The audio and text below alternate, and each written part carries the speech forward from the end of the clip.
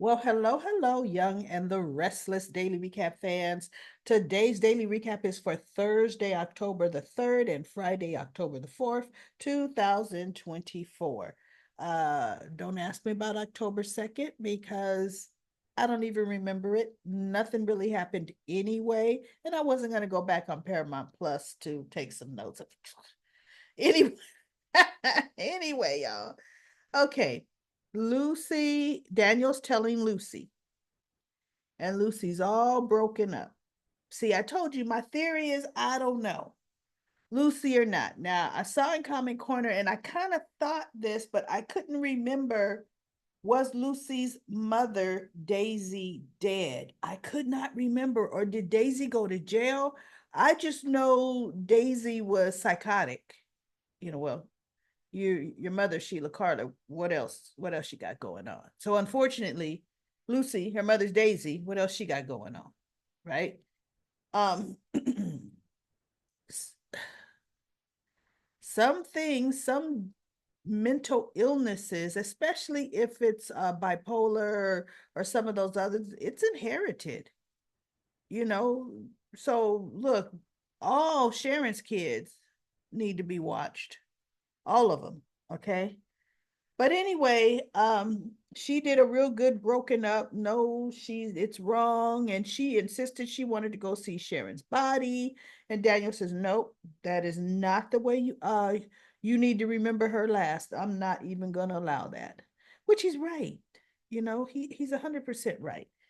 So Phyllis is broke. Everybody's shocked, broken up. Nick was there for Phyllis at Crimson, and he was hugging her, and he reached for her hand, he was hugging her. And Sharon had come into Crimson because Sharon got the message on her phone that they found Heather's body. Fishermen found it. And she's, oh my God.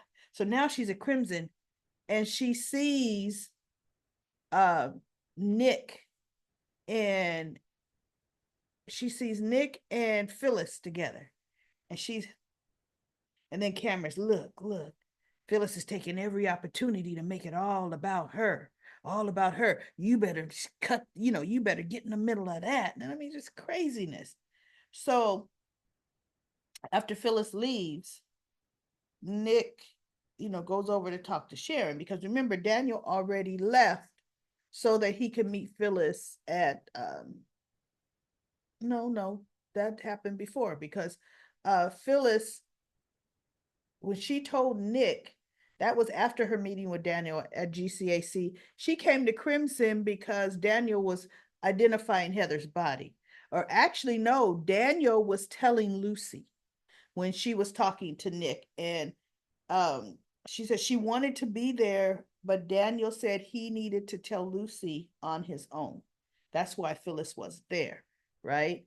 So Nick was talking to her, and then Phyllis sees Sharon, and so she leaves. So Sharon says, "Oh, Phyllis looked upset. What's going on?" And Nick says, "Oh, some horrible, horrible news. Her body was found by the river. She's dead." And Sharon's like, "Oh no, no. Do they know how it happened?" And Nick's like, "No, body was just found." So Sharon's like, "Oh." So Nick doesn't spend too much time with Sharon. Of course, Cameron's back in her ear, and I'm gonna blend both days together because that's all it deserves to be, is blended together. Um, saying, "Well, you know what you have to do. Daniel hasn't paid," and in my mind, I'm thinking they really, really are just writing this so horrible and vicious where Sharon is concerned. She has already killed Heather, but still in her mind, because Cameron is a figment of her imagination. In her mind, Daniel hasn't paid for Cassie, yet Heather is dead. And I was like, oh my goodness, she has zero remorse whatsoever. I don't get it, y'all. I don't get this story, right? So um Daniel, let me see. Next day, him and Lucy are in the park. But before I go to the next day, um Billy and Victoria have Katie and Johnny over at, society because they want to talk to them. What I don't understand is, when does people stop talking to their kids in the house? Especially if it's something about family. Why wouldn't you do that at home? But whatever. Okay. So uh Billy Billy paints Victor as the villain, the bad guy. He really does. And Victoria is sitting there and she's kind of looking at him like, why are you saying it that way? Because he's like, your grandfather's coming after me. But what he doesn't know is I'm not going to roll over. And Katie's like, what? Grandpa's so sweet. Why would he come after you? Because he doesn't like me, something from the. And Victoria is just like, wait, huh? Why are you going down this road? Right? Because it's like what your grandfather's going to try to do is what's called like a hostile takeover. Because Abbott Chancellor is not for sale. So he's going to try to do something, take it by force. And Victoria's like, well, we honestly don't know, how your grandpa is going to go about it, but business takes strange, twists and turns. Billy's like, no, but blah blah blah. So they're talking to the kids and they're like, you know have you thought any more about staying home and going to Walnut Grove? And so Johnny looks at Katie and he looks at his mother and father. He goes, oh yeah, Katie and I have made our decision. We're talking a bratty 13-year-old. Bratty. We saw her. And he's got to be 16 now. Oh, we can ready to tell you all what we gonna do. See, and they're wondering why they had zero control over their daughter when she came back. Because they were used to making their own choices at boarding school, doing what they wanted to do. She was upset because a boy she liked was talking to some other girl, and she, just turned 13. All of them just past 12. Come on now. So anyway, they said, yeah, we're gonna go. We this summer we missed our friends at Walnut Grove. So we're going to, stay at Walnut Grove. Um, we're gonna see how it goes. But if we decide we don't like it back here, we're gonna go back. And as most dutiful parents say, is, oh, okay, good. I'm glad you made that decision. Just let us know in the future when you decide to move to another continent. Thank you, Johnny and Katie. So anyway, when a friend of theirs was picking them up, so she arrived at society and they said, okay, Stephanie's mother's here. So they leave and Victoria looks at Billy and says, really, Billy? Why would you paint their grandfather in such a bad light to them? And he goes, because it's true. And she says, but I we didn't get them together for that, Billy. And he goes, no, they need to know what their grandfather's capable of. And I thought, well, that's okay, because guess where they stay? On the ranch, right? With the grandfather. Victor will see him, and unfortunately, he will do and say things he shouldn't say about their father to them. So, you know what? Victoria can't be too mad because Daddy Dearest will come on in and woo say some things he shouldn't say, right? So next we have said that, and yeah, Daniel told Paul, and Paul is Paul is just devastated. He couldn't even stay on the phone and talk to Daniel about Heather, his only daughter. So we have Heather and Lucy in the park. Look at Sharon's face. How can Nick even think she's getting better? She runs across him and says, "Oh, Daniel, Lucy, I just wanted to say," and Dave says, "You know what? Wait.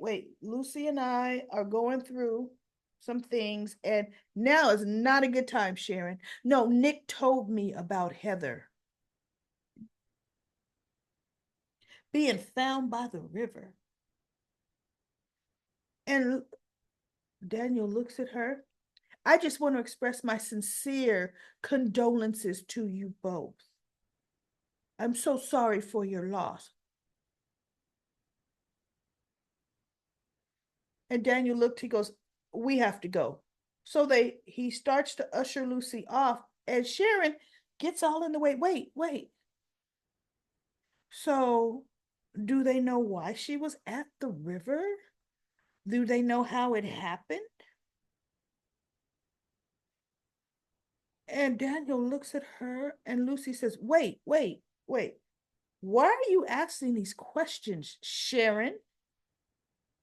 Do you know something about my mother's disappearance? Because, see, you're acting like it wasn't an accident. You're, what do you know? And she's saying it adamantly, like upset. And Sharon is like, looking at Lucy. And Daniel said, "See, I told you, Sharon, this is not a good time." And so he goes, "Lucy, go wait for me in the car." And she goes, No, I want to know, what does she mean? Why is she saying what she said? He goes, "Lucy, just go wait in the car." And Sharon is, so Daniel said, when Lucy left, "What is wrong with you? Seriously, I told you we didn't want to talk, and you say that." He goes, "You are seriously," and she's like, looking at Daniel. "Well, I was just trying." She goes, "You know what, Sharon? I don't want to hear what you were just trying to do, because I don't have time for you." And he turns and he walks away, and she's, and Cameron, oh yeah, listen to him. Yeah, he deserves more. He hasn't paid enough. So then we have Phyllis is at the GCAC, and Sharon walks up to Phyllis at the bar. Phyllis says, "Ooh, oh, no, whoa, I don't even have time for you." And her hand is on the bar, and Sharon goes, "Well, Phyllis, I want to express," and she puts her hand on Phyllis's hand. That had to feel like ice water, right? Phyllis just jerked her hand back and says, "Oh no, absolutely not." She goes, "I just am here to say how sorry I am to hear about Heather. I tried to tell Daniel and Lucy how so." She goes, "Wait, oh my God. Were you talking to my family in their time of grief? You, Sharon, you?" And she goes, "I was just saying, giving my condolences."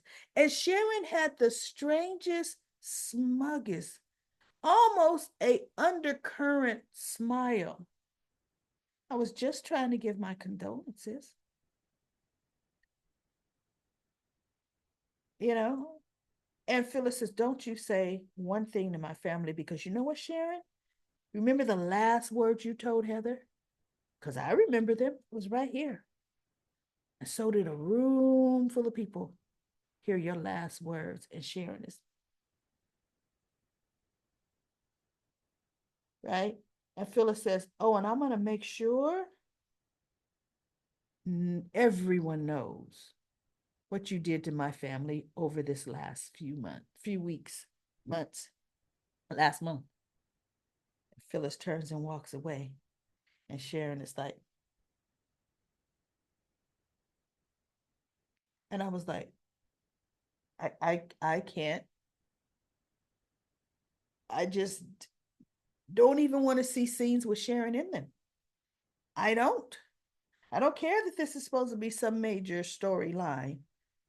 It's eerie to me. It's unnerving to me to watch these scenes with Sharon in them. And I look, I just want them to stop. The madness to stop where Sharon is concerned, right?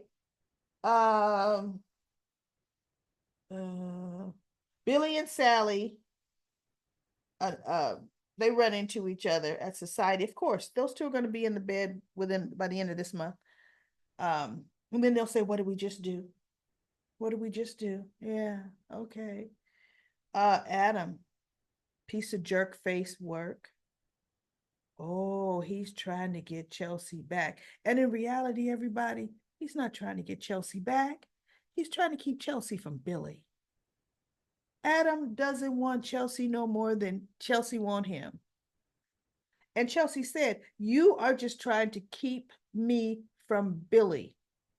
And Adam's like, "You can't hide from the feelings I know." She goes, "No, no, no, no. You will not tell me what my feelings are. You're not going to, Adam. I won't let you." So they go back and forth, and um, Billy talks to Chelsea and tells her, because she sees he's clearly upset. And she says, "I just, if you like, I mean, I'm here to listen." He goes, "No, no, no. We don't have our relationship like that anymore. Chelsea, we're done. So fortunately, you can't be the one." And she just kind of go, "Oh." And then that's, of course, Billy just comes in and interrupts. "I need to speak to you, Chelsea." And Adam looks at him, and she goes, Billy, no, Adam, Billy and I are talking. Now is not a good time." "Well, I need to speak to you." So Adam just looks at her and says, "You know what? We're done anyway." And he gets up. And then, of course, Chelsea lays into Adam. But, Adam, I'm like, "Man, go to work. Do something in Newman Media. Do something Victor like. You hate Billy. Go rip him to shreds at this company. But sitting up here running around like you don't have a job is crazy to me." So Chance is told Summer that he is going to go back to the force. The acting chief or whoever is there is open to it. He when Phyllis comes in and tells them Summer's broken up, Chance goes to make some phone calls. Summer goes to see Daniel right away to comfort him, and Chance gets some information, and he comes over to Daniel's house to tell Daniel. And he said, "I have some news on, the information, up to date information on, what happened to Heather." And Daniel says, "No, no, you know what, Chance, I'm sorry. I'm not up to hearing this. I thought I would be, but I just can't. I can't right now." So Summer's looking at him like, "Okay, well, Chance, you could tell him later." Chance says, "Listen, Daniel, I need to tell you because it's not what we thought. You need to be prepared so that you don't hear it anywhere else, like from a news outlet, and you will probably need to talk to Lucy." He says, "Okay, yes, Sharon's body was found in the river." Daniel said, "That much I knew." And so he goes, "But she didn't die in the river." And Daniel's like, "What do you mean?" He said, "Heather was dead before she hit the water.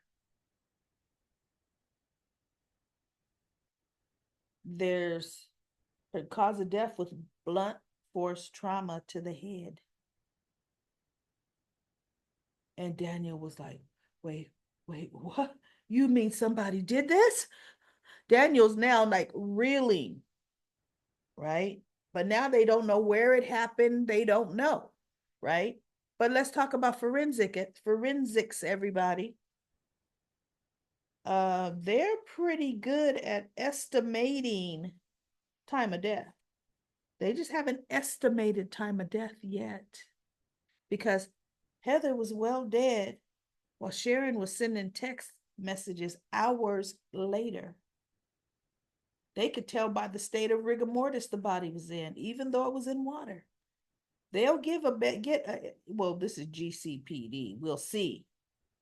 But I've seen enough CSI shows. you know, okay. So anyway, now we have Heather, not Heather, Sharon with her psychosis. Do you know this chick is now trying to frame Daniel for the murder of Heather?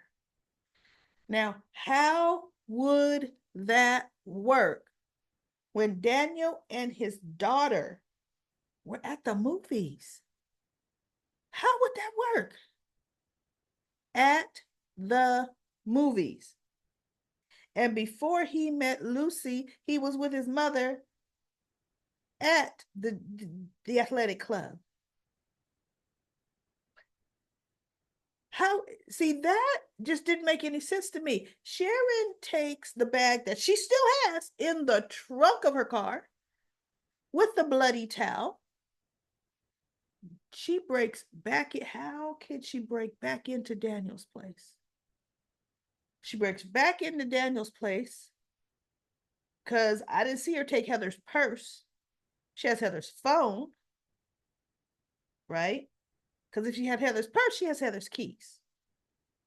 So she shoves the bloody towels in his living room credenza where that alcohol was. If I killed my spouse, my girlfriend, my partner, the person I hate, am I going to stuff bloody towels in my living room credenza? Am I going to do that?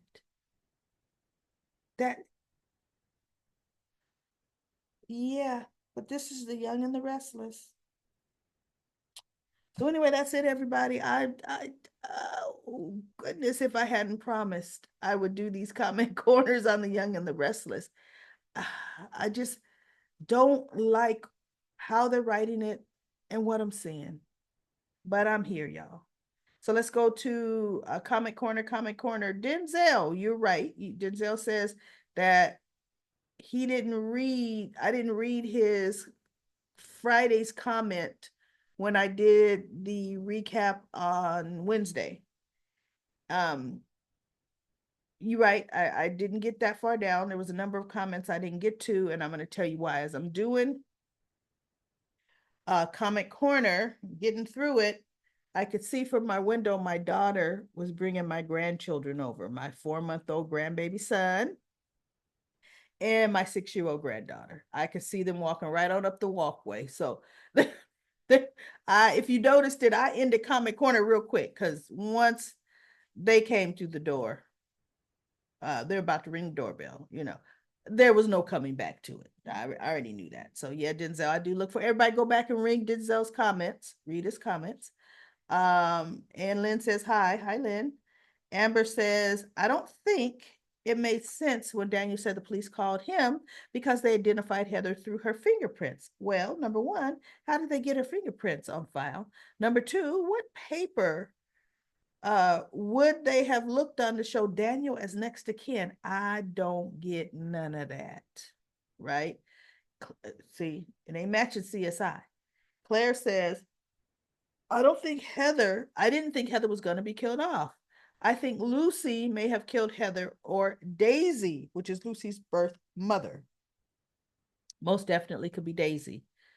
Since she is Sheila Carter's daughter, Daisy is a psychopath, and Lucy and Daniel both can leave town. No real need for them on the soap. I wonder if Paul will come into town to assist with finding his daughter's killer. You would think so. You would think today he'd already been on the first jet back to Genoa City. And then Lakeisha says, Or LaQuisha says, I thought the same thing, that it was Lucy somehow. Denzel says, even though I'm still thinking, I'm still sticking with Sharon killing Heather. To me, now that I'm thinking, question mark, right? I know they're gonna do a monkey wrench on us.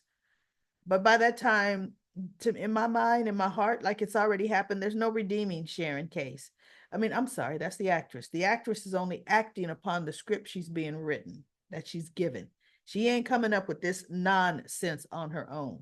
But they are completely just decimating the character of Sharon, because Sharon may not have killed Heather, but Sharon is intentionally not taking her medication, intentionally lying to all of these things she's doing. All of these things she is doing. Let's see. Where am I? It could be either Daisy that killed Heather or Lucy killed Heather, because remember, both Daniel and Heather grounded Lucy from that stunt she pulled with the drinking. Both Lucy and Face could have died in the car accident. So it could be Lucy, most definitely, or it could be Daisy's mom. We just gotta wait and see, but I'm still sticking with Sharon killing Heather right now. And then Tiff Farah Tifara says, one thing, how did she end up getting the phone if she was hallucinating? I don't know. I don't understand that at all. And then Tafar says, yes, agreed. Just saying it too. If it's not Sharon, it's Daisy, Lucy's real mom.